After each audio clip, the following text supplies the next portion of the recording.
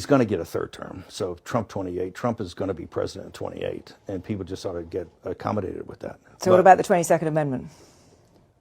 There's many different alternatives. At the appropriate time, we'll lay out what the plan is, but there's a plan, and President Trump will be the president in 28. We had longer odds in 16 and longer odds in 24 than we got in 28. And President Trump will be the president of the United States, and the country needs him to be president of the United States. We have to finish what we started.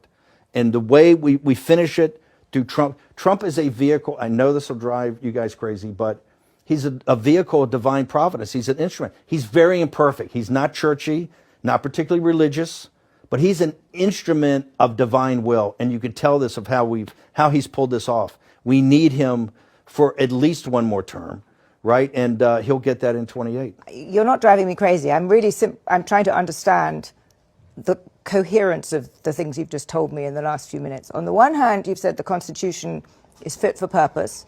Secondly, you've said that President Trump needs another term, even though the 22nd Amendment makes pretty clear that he cannot have another term. Why does it make that clear?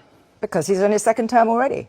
At some point in time, we will make sure we go through, Zanny, and define all those terms. Okay? But even if you find a way to undermine you will be undermining the spirit of that amendment, even if you find some way around it. And to those Can the American people, if the American people, with the mechanisms we have, put Trump back in office, are the American people tearing up the Constitution? Would that be tearing up? Well, would the American people be going against the spirit of the Constitution, ma'am? I think yes, actually, because I think what you will end up with is a populist justification for a quasi-dictatorship. That's not true at all. Trump That's what it sounds like. It's not.